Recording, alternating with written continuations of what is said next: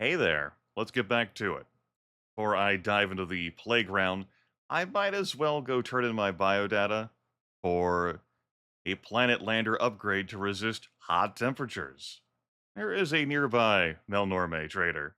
Should be. Let's throw ourselves in the hyperspace. I am expanding. I'm not. Goodbye. Yes, we do.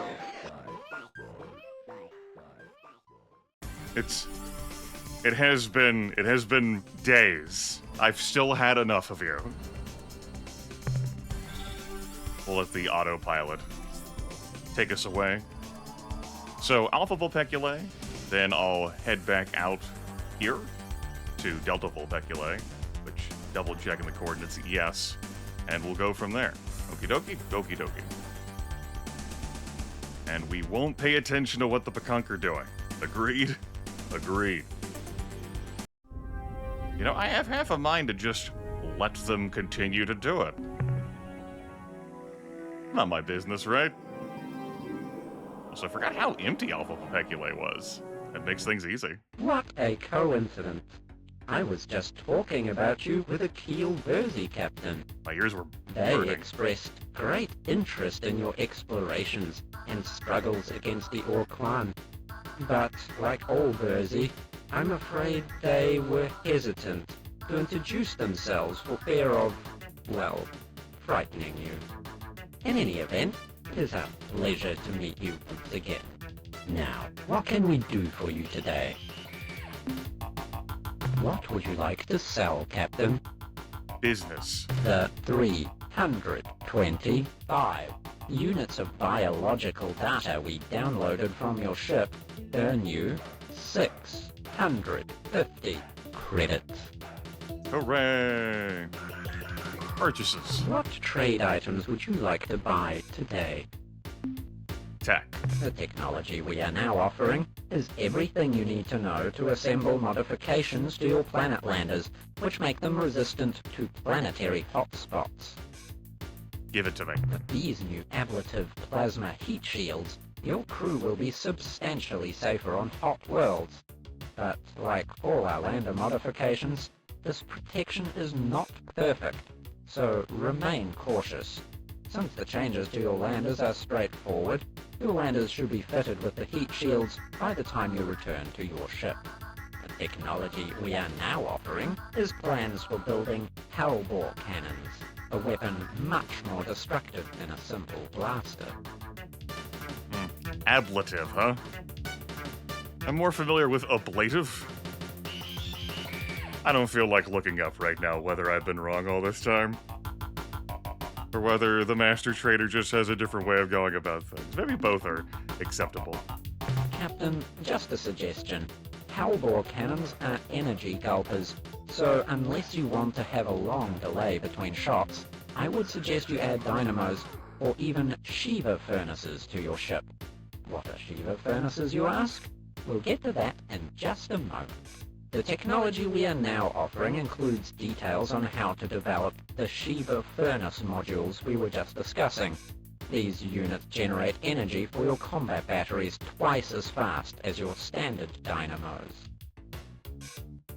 You can combine them with dynamos. You can have up to 3 dynamos on board your vessel, whereas you can have as many furnaces as you want. You could have more than 3 dynamos, but it doesn't do you any good. And there's energy optimization you can perform. For example, if you're only going to have 3 things devoted to energy, just make it 3 furnaces. I will buy this technology. I am certain you will appreciate this new module, Captain. With it, you should be able to destroy and devastate twice as fast as before. Commander, that is the limit of the new technology we can offer you. If I may say so, you have been an excellent customer. Thank you. That's that.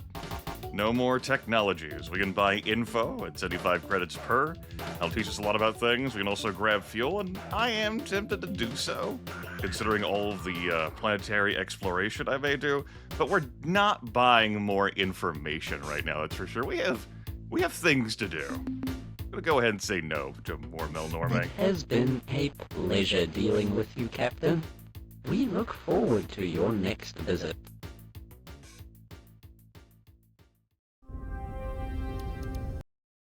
Planet Collide Me. What you got here?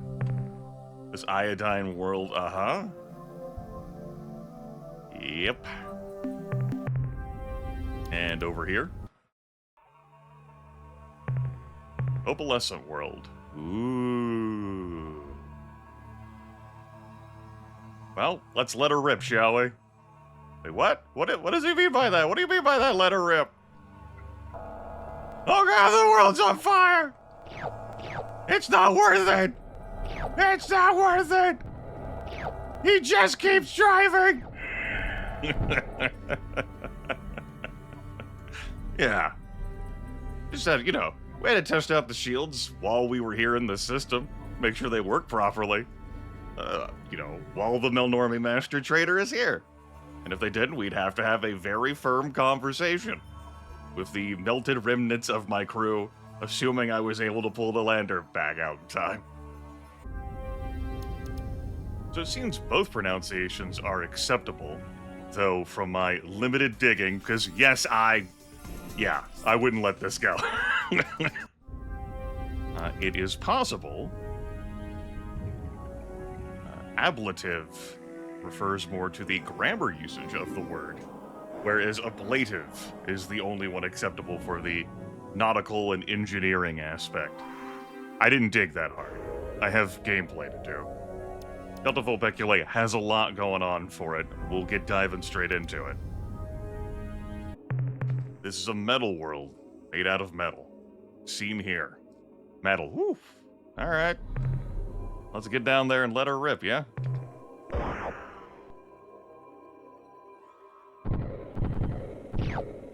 Of course, it's just a bunch of junk.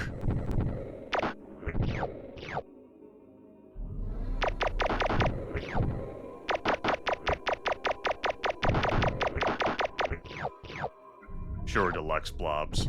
You would come along, you can come along. What else we got going on here?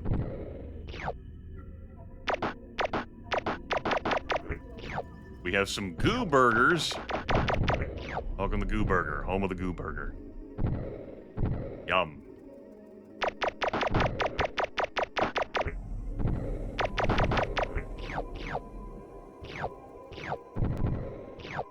Fill up on some more iron and then I'm off of this world.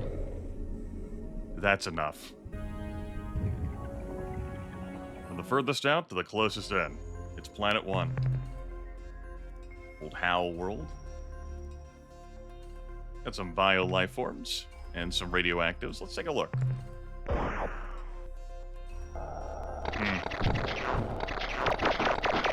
Okay. This world is sufficiently dangerous for us.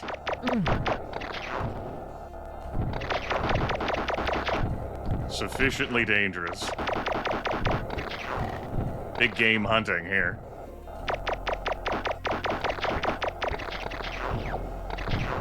Put them in the bag.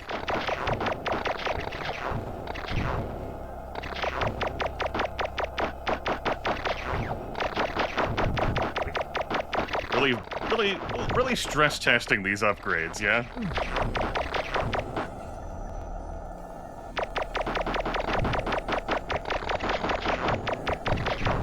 If it is a 1 in 20, we're rolling a lot of ones. Also, we left 4/10 of that carousel beast behind. But look at how many dice we're rolling, right? Look at how many opportunities for ones there are. Like, yeah, just go ahead and pick up a sack of D20s and roll. And every time you roll a 1 in that sack, someone dies. Like, oh. Oh. Okay.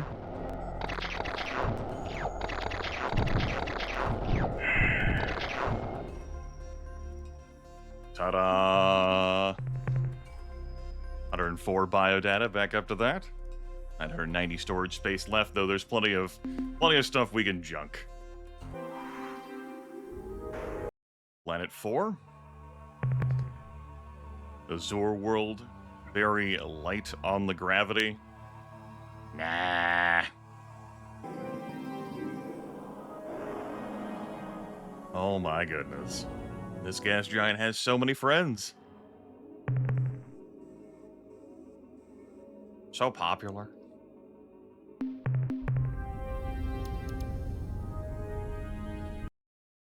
here to 2A. 2A is an ultramarine world. Very, very light on the gravity. We'll land down here, scoop up some stuff.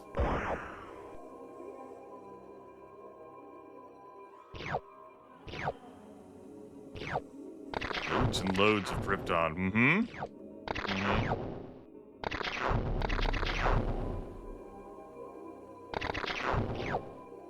Greek lightning getting chucked at me like I'm playing Hades too, man.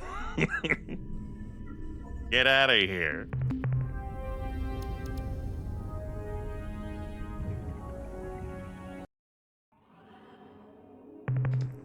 Alkali world. And this yummy, delicious world over here. Happy pieces! I am squirting nice colors. Why? The reason. Camper friends have come to Tailo Playground. Why are you coming to this? Why are you here at this planet? I will tell. This is Tailo Playground. Do you know? Tailo is not anymore the heavy space. They are not here.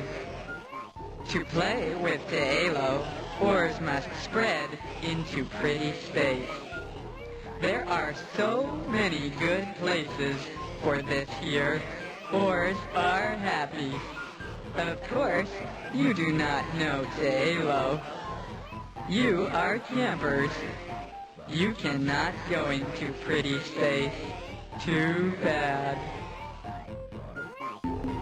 What do you mean by playground? Can you explain some more? Yes, yes.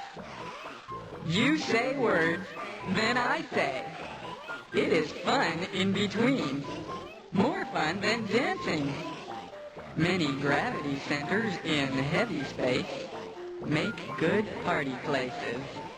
This is why we like the new town. So many campers, and then what? Even the playground. Such a surprise. At this playground, Tailo are making time jokes. It is too funny for the ores. Tailo are in heavy space, and next what? They spread to pretty space because Denari are chasing them. Now, Denari are sleeping, so ores can chase them. Then we can have a party. They are even better campers than you. Do not feeling bad. You are good enough campers, but not yet. Yep, that was definitely explain more.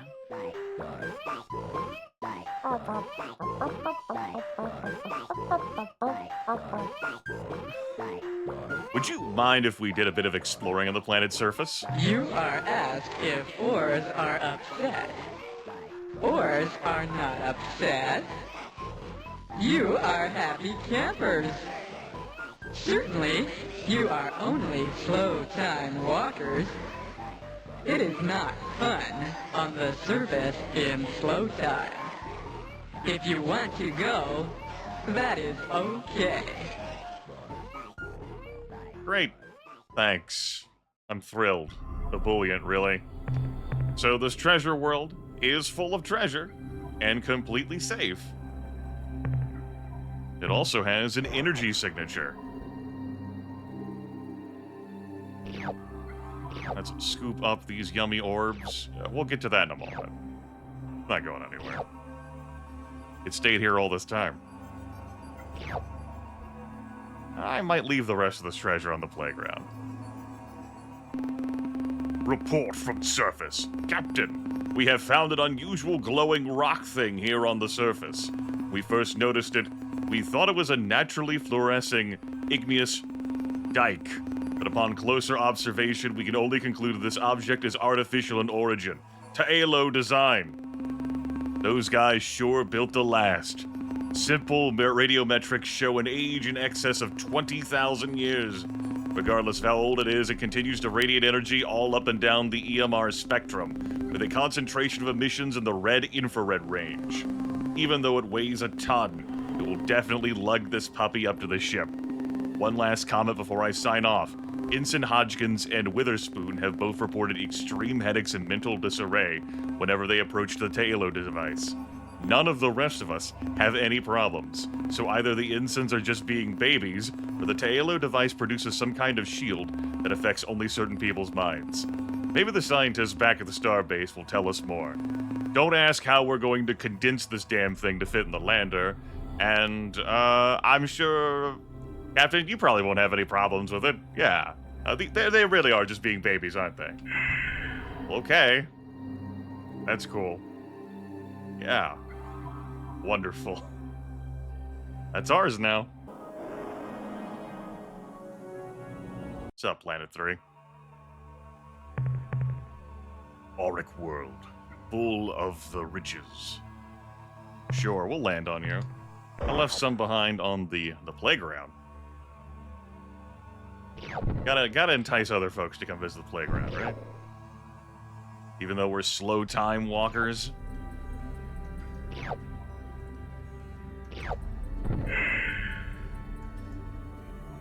Hooray. Planet 5 has a moon. This hydrocarbon world has... nothing for us. How about you? This Azure world also has nothing for us. Huzzah! I think these other worlds were super close. Yeah, the shadow over here. Wanted to let you folks have a glimmer of how much of a pain in the ass this Gondry world was to spot.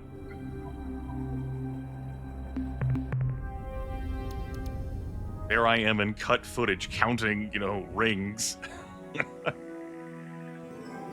When I first entered the system, like, where are they?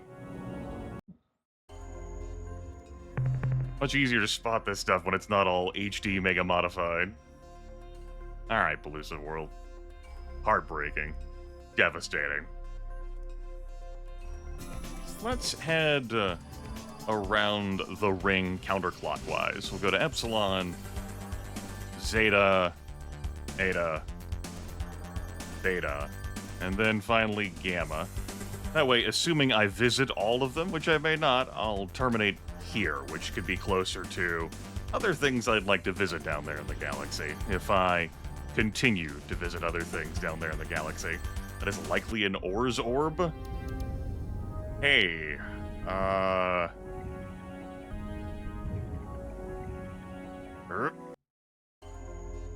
Planet 1, a noble world. Okay, sure.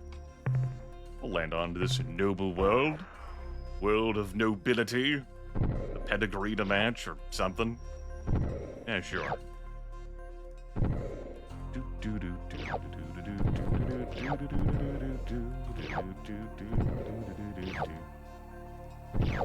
Upgrades really have made me sloppier. But, so many more lives have been saved. So, that's a good thing, right? Even though I'm sloppier. So many more people are still alive. Hooray! I am... No.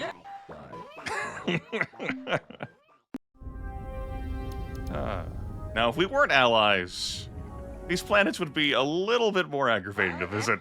Yep. We would still be fine, though. They would very much want to ally, naturally. Now, if we were enemies, we probably wouldn't be visiting these worlds yet. Having to swim through all these battle groups.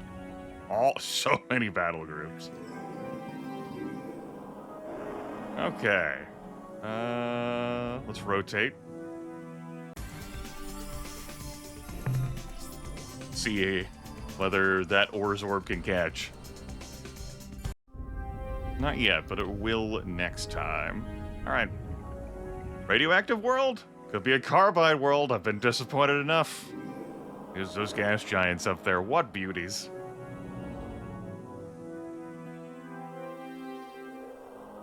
Let's begin with Planet 8. Planet 8 is,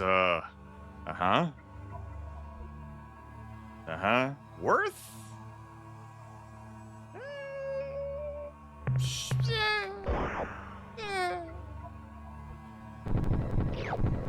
But that's not a convincing answer.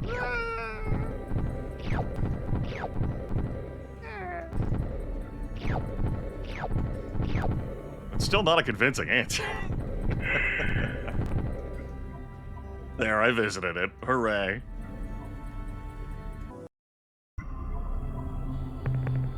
What treasures do you have for me? Yes.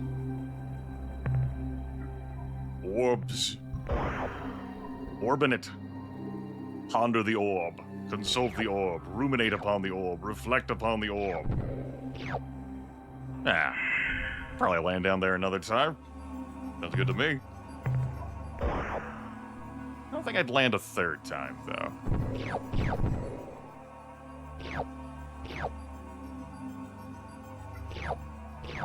Yeah, I definitely wouldn't land a third time. We'll drink up part of that, and we'll leave an orb for others to ponder. Oh my. Friends. Countrymen, Romans, lend me your ears. That's right, gas giant. Ears. 5A. A metal world made out of checks notes. Metal. Looks at cargo. This will do. What do we win? What do we win? We have bees! That orb can go to hell, I guess. Oh my god, he just keeps shooting the orbs! That's not pondering the orbs at all, Grimith!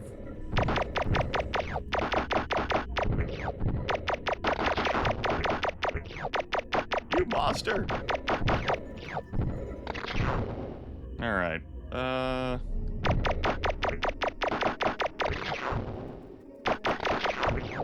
get out of here, bees. They even got a bite attack off. Well, now that my stunner has ripped apart these orbs, guess I'll fill the rest of the storage bay. I'm down here. Well, rest of this lander's cargo hold. Perfect. This planet had just enough. For Grimith, it had just enough. Just enough. Here, I'll leave some remuneration as compensation. Good. That's not what I meant to select. Let's try navigate. How about that? Super dense world. Nah. Who knows? It's not that dense. Those biolife orbs could be so worth it. You don't know. You don't know.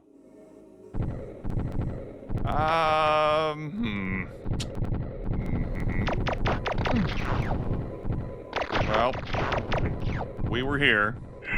We're going now. Goodbye. Those could have been penguin cyclopes, you know? 15 per. Could have definitely justified the crew expense as well as the fuel expense. Now, it didn't. It's true, but we could go on this perfectly safe Auric world.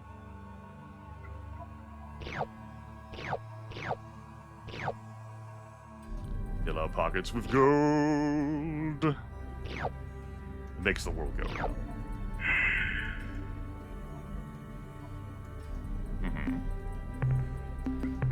Manifest cargo. Go ahead and leave these corrosives behind. And enjoy this sound effect. I tried page up and page down on these earlier in the series. We talked about that. Alas, it's fine. A lovely expedition this has been. Could have brought more cargo bays along, but Like, we have plenty of RUs. And I didn't know how far out I would be going during this trip. And I hadn't made up my mind.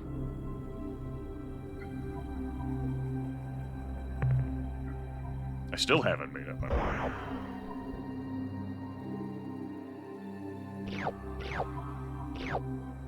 This will help to pay for various costs that we have accrued during this trip. I leave this planet to ponder 3 orbs. 3 orbs, the power of 3. You know what? Sure. I'm a nice guy. Planet 3, with 1 visitable satellite.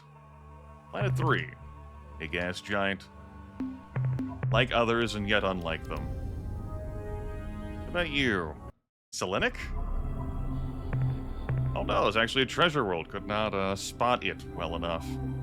Alright, yeah, sure. We've got some base metals we can chuck out.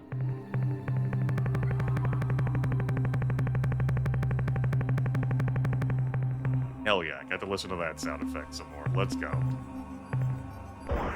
I've got room now for 2 full trips. Have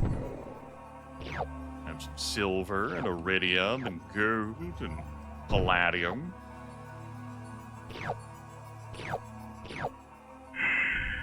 Yummy. And we'll do 1 more landing. See if I can scoop up the rest of that, and my storage bay will be entirely full. All 4 of them.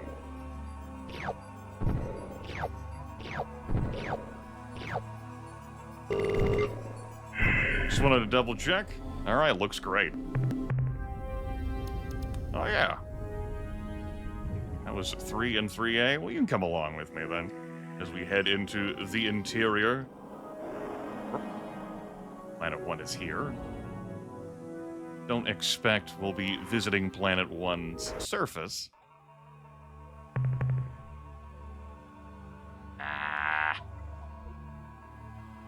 They can keep their temperature and their Class 7 tectonics. A little bit of lightning to match. We've got enough rare earths at home. And on this precursor tugboat.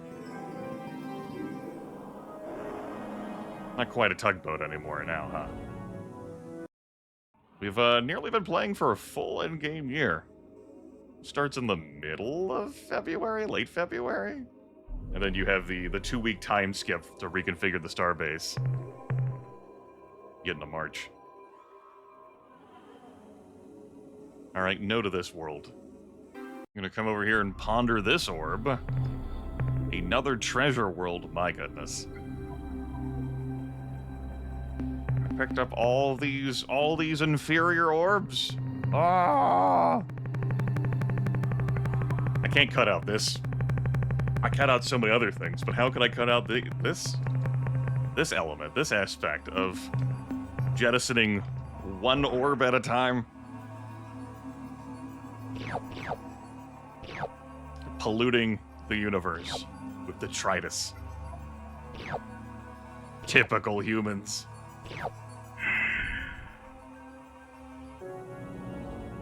I saved this one for last.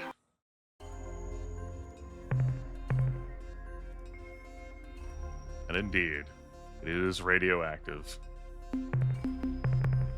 Alright.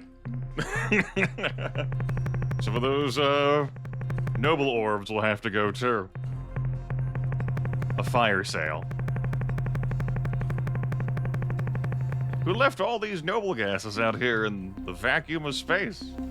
Who would do this?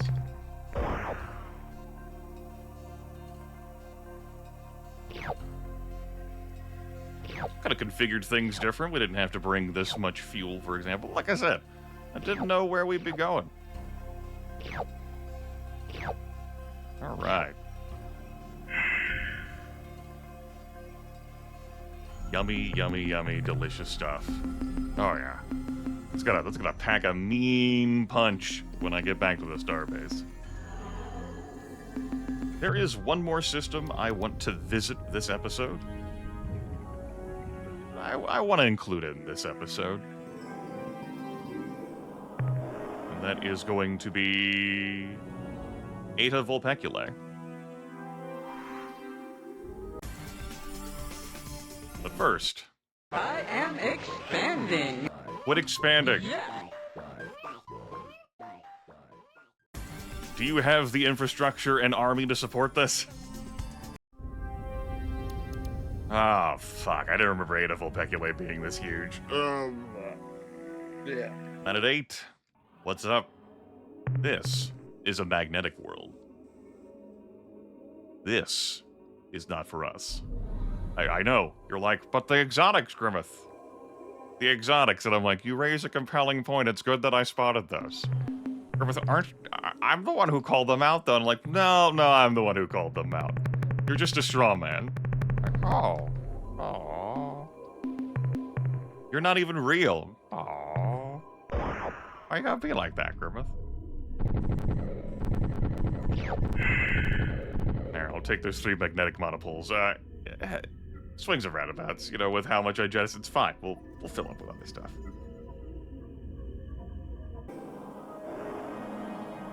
Don't touch me! They're coming for me! Help! Gas giant, save me! No, it's up to me, isn't it? I have to empower myself. I am. This is the price of expansion.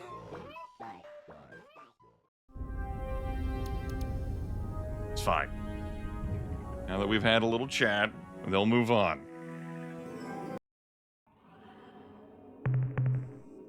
This magnetic world. Well, we'll go grab another 3 magnetic monopoles here, too. 9, alright. Spoiled.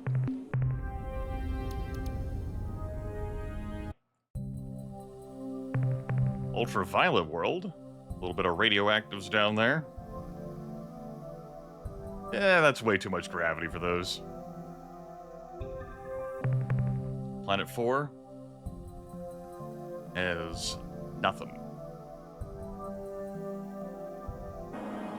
Planet 2, I'm pretty sure, is the world I'm after here. Look at it. Look at this beauty. This telluric world. Perfectly safe. So close to our gravity. Yeah. Lots of energy signatures. What's going on here in Eta Vulpeculae?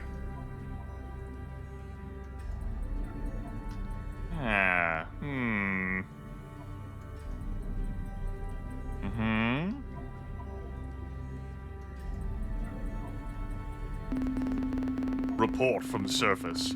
Xenohistorian Kilgore here, sir. We have confirmed that these ruins are the remnants of the Androsynth culture. From the mass destruction we have witnessed, we can only assume that there was some kind of huge land war here within the past 5 years. However, there is no signs of orbital bombardment or invasion from space. Just a whole mess of buildings shot to pieces. Probably the weirdest thing we've seen or not seen are corpses. There aren't any.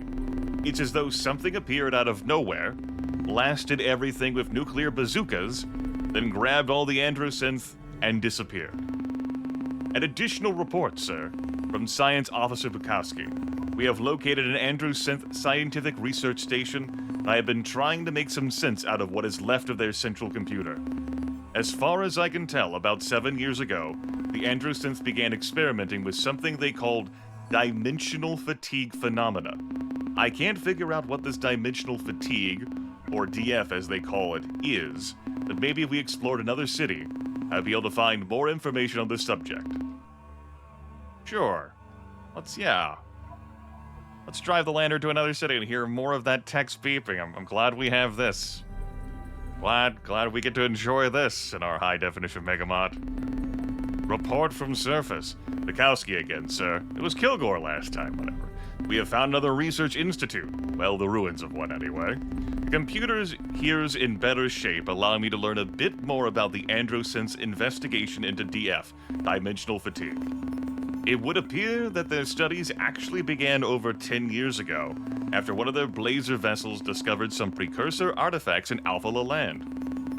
As far as their scientists here could tell, the devices generated DF waves which would allow the user to see into other dimensions, realms of existence which share a position with our own universe, but have a different, what should I call it, reality phase. Anyway, the Androsynth had hoped that the dimensional fatigue technology contained in the devices would permit them to create new, faster forms of hyperdrive and hyperwave. Instead, when they began their experiments, they made contact with some kind of life form on the other side, a creature from an alien dimension. The record is fragmentary here. I see requests to the central computer for information, data on reality aberrations, the mosquito mange, and ghosts, poltergeists, and other malevolent supernatural creatures. Requests grow more urgent, also almost frantic, and then the record ends. Report from the surface. Stop that. Captain, this is Ensign Hawthorne standing in for Bukowski, sir. Bukowski has found something, but in the process he has gone kinda nuts. We first got to the city, Bukowski went wild because the science center was pretty much intact. He locked himself in their computer control cabinet and spent about 10 hours alone in there. We could hear him mumbling to himself, and his speech got louder until he was shouting. He was scared, sir, damn scared. We finally decided that we'd better check up on him, but Bukowski wouldn't let us into the room. He said that no one could ever know what he had learned, that just knowing was enough to alert them. He kept talking about them, crazy stuff, sir, about how they could see him now and they were moving toward him. And Bukowski started thrashing around the room, screaming that he had to destroy everything before they saw us too. He did a lot of damage to the Androsynth's computer before we stopped him, and I guess he must have hurt himself in the process. He's cut up pretty badly. You know, it's strange. He must have hurt himself worse than I thought. Now when I look at him, it seems he has even more cuts than just a few minutes ago, and boy is he screaming. Based on the damage Bukowski wreaked on the central computer, I don't believe that we will find anything more down here. I think we have learned all that we can from exploring these ruins, and frankly, with all Bukowski's ranting, I'm getting a bit nervous myself. Call us back to the ship soon. Please. Well, it's a good thing that we can uncover no more information here, and it's a good thing that just hearing Bukowski rant and rave about they and them doesn't subject us to... Yep. No one's gonna find us, no one's gonna discover us, no one knows about us or where we live. There have been no alliances made at all. Have there been? Have there been? No, there haven't been. Have there? We're just gonna go now, okay? We're just gonna leave. We're good. We don't, Goodbye. And I'm gonna leave the ending of the video here. There is more in this system, but that's a sufficient ending point, I do believe. Next time, I'd probably visit the rest of Ada Vulpeculae. From there,